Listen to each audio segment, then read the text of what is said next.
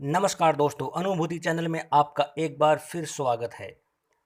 हमारी series constable परीक्षा के लिए चल रही है। महिला एवं बाल अपराध और उनसे संबंधित समस्याएं। हमारे वीडियो आपको लगातार मिलते रहें, इसके लिए हमारे चैनल को सब्सक्राइब करें। अधिक से अधिक विद्यार्थियों को इसका लाभ हो, इसलिए हमारे चैनल को अधिक से अधिक विद्यार्थियों तक शेयर करें। तो दोस्तों, आज हम पढ़ते हैं बाल विवाह निषेध अधिनियम 2006। क्या है टॉपिक अपना? बाल विवाह निषेध अधिनियम 2006। बाल विवाह निषेध अधिनियम 2006। इसका अध्यादेश कब जारी हुआ दोस्तों? इसका अध्यादेश जारी हुआ था 10 जनवरी 2007 को। अध्यादेश जारी हुआ 10 जनवरी 2007 को। इसमें कुल कितनी धाराएं हैं? इस एक्ट में कुल 21 धाराएं हैं। इस एक्ट में कुल 21 धाराएं हैं। अब इसके धाराओं के बारे में संक्षिप्त अध्ययन करेंगे। जो मुख्य मुख्य धाराएं हैं, जो क्वेश्चन पूछे जा सकते हैं, सज़ा के बारे में पूछा जा सकता है, कौन सी धारा में क्या है, या किसी परिभाषा के बारे में कौन सी धारा में है, तो ये सब चीज़ें पूछी जा सकती है। आप इसका स्क्रीनशॉट भी ले सकते हैं या आप इसको नोट भी कर सकते हैं।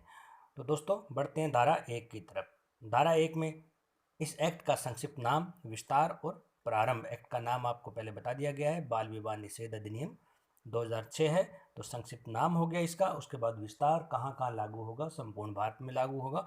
और प्रारंभ, जब सरकार इसका नोटिफिकेशन जारी करेगी उसके बाद से प्रारंभ होगा, मतलब 10 जनवरी 2007 को इसका अध्यादेश जारी हो गया था। तो धारा 1 में क्या? संक्षिप्त नाम, विस्तार और प्रारंभ है। धारा 2 क्या कहती है दोस्तों? धारा 2 कहती है परिभाषाओं के बारे में। परिभाषाएं, विभिन्न परिभाषाएं धारा 2 में दी गई है जो इस एक्ट से संबंधित है। बालक की परिभाषा। बालक किसको कहा गया है? इस एक्ट के अनुसार यदि पुरुष है तो 21 वर्ष की आयु पूरी नहीं की हो, और यदि नारी है तो 18 वर्ष की आयु पूरी नहीं की हो। बालक कौन कहलाएगा? यदि पुरुष है तो 18 वर्ष, 21 वर्ष।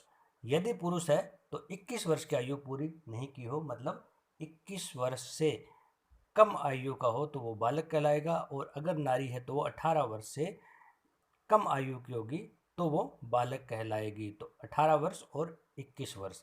तो दोस्तों, जिस प्रकार से इसके नाम से ही है कि बाल विवाह निषेध नियम, तो विवाह से संबंधित आयु है कि अगर बालक की आयु 21 वर्ष से कम है तो वो शादी के योग्य नहीं होगा, और लड़की की आयु 18 वर्ष से कम है तो वो शादी के योग्य नहीं होगी। बाल विवाह। बाल विवाह किसको कहा गया है? इस एक्ट में बाल विवाह किसको माना गया है? ऐसा विवाह जिसके बंधन में आने वाले दोनों पक्षकारों में कोई बालक हो। बाल विवाह किसको कहा गया है? ऐसा विवाह जिसके बंधन में, जो बंधन में बनते हैं लड़का लड़की, दोनों में से अगर कोई भी बालक हो, यानी कि किसी की भी विवाह की आयु पूरी नहीं हो। अगर लड़का है तो 21 वर्ष पूरी नहीं हो, लड़की है तो 18 वर्ष पूरी नहीं हो, तो वो बाल विवाह कहलाएगा। तो ये क्या बताता है? धारा 2 के ख में बाल विवाह की परिभाषा दी गई है। धारा 3 क्या कहती है? धारा 3 ये कहती है कि बाल विवाहों का बंधन में आने वाले पक्षकार के जो बालक हैं, बाल विवाहों का बंधन में आने वाले पक्षकार के जो बालक है, विकल्प पर शून्यकरण होना, मतलब ऐसे विवाह शून्य होंगे। प्रत्येक बाल विवाह जो चाहे इस अधिनियम के प्रारंभ से पूर्व या पश्चात अनुष्ठापित किया गया हो, प्रत्येक बाल विवाह चाहे वो अधिनियम के लागू होने से पहले हुआ हो या अधिनियम के लागू होने के बाद में हुआ हो, तो वो विवाह बंधन में आने वाले पक्षकार जो विवाह के समय बालक था, विकल्प पर शून्यकरण होगा। जो बालक था उस समय, अगर वो चाहे तो उस विवाह का शून्यकरण हो जाएगा, मतलब वो विवाह मान्य नहीं होगा। तो धारा 3 क्या कहती है? बाल विवाहों का बंधन में आने वाले पक्षकार के जो बालक हैं, विकल्प पर शून्यकरण होना, विवाहों का, ऐसे विवाहों का शून्यकरण होना, धारा 3 कहती है। अब आगे देखते हैं इस एक्ट की धारा 4, बाल विवाह निषेध अधिनियम 2006 की धारा 4। धारा 4 क्या कहती है? बाल विवाह के बंधन में आने वाली महिला पक्षकार के भरण पोषण और निवास के लिए उपबंध। इस धारा में जो बाल विवाह के बंधन में आने वाली महिला है उसके भरण पोषण और निवास के लिए उपबंध किया गया है। जो पुरुष पक्ष हैं वो अगर वयस्क है तो वो, या फिर अगर वो वयस्क खुद ही नहीं है तो उसके जो आगे पक्षकार अभिभावक होंगे तो उनका यह कर्तव्य है कि बाल विवाह के बंधन में आने वाली महिला पक्षकार के भरण पोषण और निवास के लिए उपबंध करेंगे। जो बाल विवाहित हुई महिला है उसके लिए, धारा 4 कहती है। अब आगे आते हैं दोस्तों धारा 9। धारा 9 में क्या दिया गया है? बाल विवाह करने वाले पुरुष वयस्क के लिए दंड। अगर कोई वयस्क पुरुष किसी महिला से विवाह करता है लेकिन वो बालक है, 18 वर्ष से कम आयु की है, अगर पुरुष जो वयस्क हो 21 वर्ष से अधिक आयु का हो किसी महिला से विवाह करता है जो बालक है 18 वर्ष से कम है, तो उसके लिए दंड का क्या प्रावधान किया गया है? 2 वर्ष की सज़ा या 1 लाख रुपए जुर्माना या दोनों हो सकते हैं। क्या सज़ा होगी? या तो 2 वर्ष की सज़ा या 1 लाख रुपए जुर्माना या दोनों हो सकता है। धारा 9 में बाल विवाह करने वाले वयस्क पुरुष के लिए दंड के बारे में प्रावधान किया गया है। अब आती है धारा 10। धारा 10 में है बाल विवाह का अनुष्ठान करने के लिए दंड। बाल विवाह का अनुष्ठान करने के लिए दंड। जो बाल विवाह को संपन्न करेगा, संचालित करेगा या निर्दिष्ट करेगा या दुष्प्रेरित करेगा, जो या तो संपन्न करेगा या संचालित करेगा या निर्दिष्ट करेगा, निर्देश देगा या दुष्प्रेरित करेगा बाल विवाह के लिए, उसके लिए सज़ा का प्रावधान किस में है? उसके लिए सज़ा का प्रावधान धारा 10 में दिया गया है। सज़ा कितनी है? 2 वर्ष की सज़ा या 1 लाख रुपए तक जुर्माना है। तो ये धारा 10 कहती है। अब धारा 11 में, धारा 11 बताती है कि बाल विवाह के अनुष्ठान का संवर्धन करने या उसे अनुज्ञात करने के लिए दंड। बाल विवाह के अनुष्ठान का संवर्धन करने या उसे अनुज्ञात करने के लिए दंड, मतलब जो बाल विवाह में उपस्थित होने वाले लोग हैं या उसमें भाग लेते हैं, जो चाहे वो कोई काम करवाने के लिए आ रहे हैं या फिर वो उसमें जो फंक्शन हो रहा है उसमें भाग लेने के लिए आ रहे हैं, तो उनके लिए सज़ा का प्रावधान होता है।